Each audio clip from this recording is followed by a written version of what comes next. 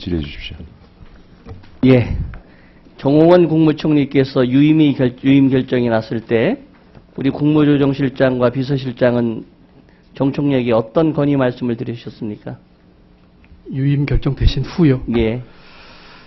저는 그 심기일전에서 총리께서 그 유임이 아니라 이건 2기 내각이기 때문에 내각의 심기일전, 특히 우리 국무총리실의 심기일전부터 필요하다는 말씀을 건의 올렸고요.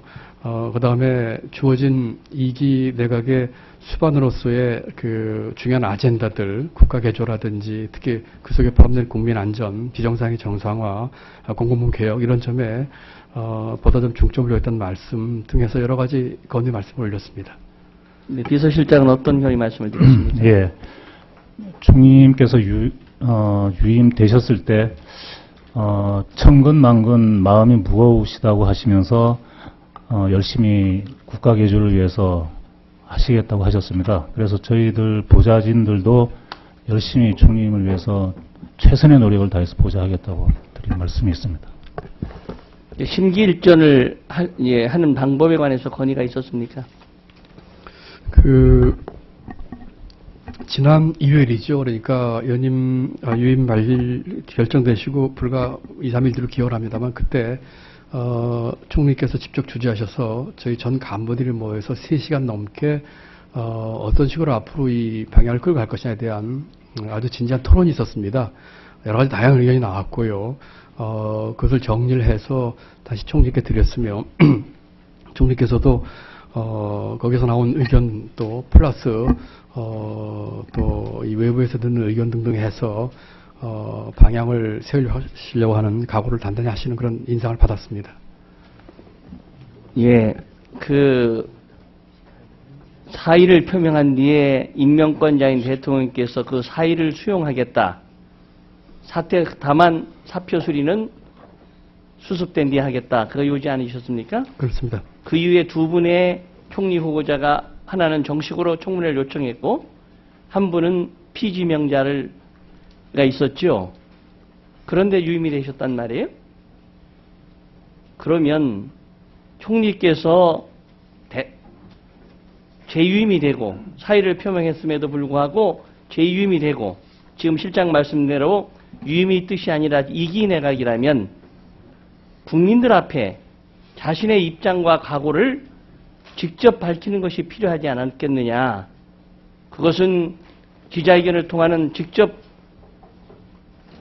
국민에게 전달하는 메시지도 좋고 아니면 최소한 국회에 나와서 나는 이렇게 하는 각오를 밝히는 게 옳지 않았겠느냐 하는 점에 대해서는 어떻게 생각하십니까? 제가 이제 굉장히 거는 말씀을 이제 2기 내각이라고 하는 각오로 총리를 비롯한 국무위원들이 이렇게 했다고 말씀을 드리긴 했습니다만 어쨌든 총리의 사표가 사의가 반려된 것이거든요. 그렇기 때문에 저희 마음가짐을 이렇게 하는 것이라는 말씀을 좀 올리고요. 그 다음에 총리께서 자연스럽게 이제 국회에 나오실 일이 저희 생각으로 이제 예결위 정책 질의 때 있으실 겁니다. 그래서 그런 기회를 통해서 총리께서 자연스럽게 갖고 계신 소회나 다짐을 말씀하시지 않을까 이렇게 생각을 하고 있습니다. 예, 저는 이번 두 번의 세월호의 사건 이후에 벌어진 일련의 사건이 국정의 의기라고 봅니다. 그러면 정상적인 방법으로는 예정된 국회에 나와서 할 수가 있겠죠. 그러나 그야말로 총리실에서 새로운 심기일전을 한 토론을 했고 총리 당신께서 새로운 결심을 하셨다면 그것을 대국민 담화 형식으로 자신의 진실한 사과와 더불어 하는 것이 국민의 공감을 얻을 것이다 하는 말씀을 드리고요. 네. 예를 들면 오늘 같은 날도 자진해서 제가 잠깐 인사드려 오겠습니다. 우리 국정감사할 때 총리께서 피감 대상은 아니지만 입장 표명을 간단하게 인사 말씀 하시잖아요. 그런 식으로 해도 국민들에게 정말 송구스럽습니다. 제가 이런 각오를 가지고 있습니다. 하는 것을 해주셨다면 국민들 마음에 진정성을 더 느끼지 않았을까. 바로 비서실이나 국무조정실은 그런 역할을 좀 해주십사 하는 말씀을 드리겠습니다. 네, 좋은 말씀 감사합니다.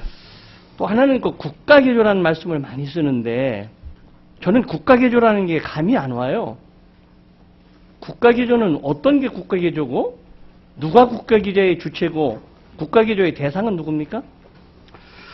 국가개조는 이제 문의적으로 해석을 하자면은 국가 전체에 걸친 종합적인 이제 그 개조가 된다고 생각을 합니다. 그리고 그 주체는 정부뿐만이 아니라 사회 각계각층이 다 같이 포함하는 그런 개념이라 생각을 합니다. 다만 지금 정부에서 얘기하고 있는 국가개조 문제는 세월호 이후에 이제 그런 미중유의 사건이 있었기 때문에 그 대통령 담화를 통해서 전반적인 국가개조가 필요하지만 그 중에서도 역점을 두어서 해야 될 것이 무엇인가에 대한 우선순위 측면에서 아까 말씀 올린 것처럼 네다섯 가지를 제시한 것이고 그것이 이제 그 안전한 국가라든지 공공부문 개혁이라든지 비정상의 정상 이런 모습으로 나오게 된 것입니다. 그렇기 때문에 지금 저희가 얘기하고 있는 국가개조의 모습들은 전체의 어떤 컴프리헨시브한 국가개조에서 정부에서 중점을 둔 우선순위가 큰 그런 부분들이다 이렇게 이해해 주시면 좋을 것 같고요. 예, 잠깐요. 예. 시간이 이제 1분밖에 안 남았는데 꼭 하실 말씀 있으면 해주시고 아니면 제가 좀 더 하겠습니다. 네, 플러스 예. 지금 이렇게 말씀 올렸습니다만은 지금 얘기한 것 외에 다른 더 시급한 보다 종합적인 측면은 무엇이 있을까 하는 것에 대해서 저희 총리실에서 최근에 깊이 고민을 하고 있다는 말씀을 드립니다. 예, 저는 지금 이 시대가 제일 필요한 국가의 지도자의 모습은 시대 통합입니다. 바로 문창국 피지명자의 문제도 균형 감각의 상실이었죠. 이 자리에서 다 목도했다시피 보훈처정의 문제도 균형 감각의 상실입니다.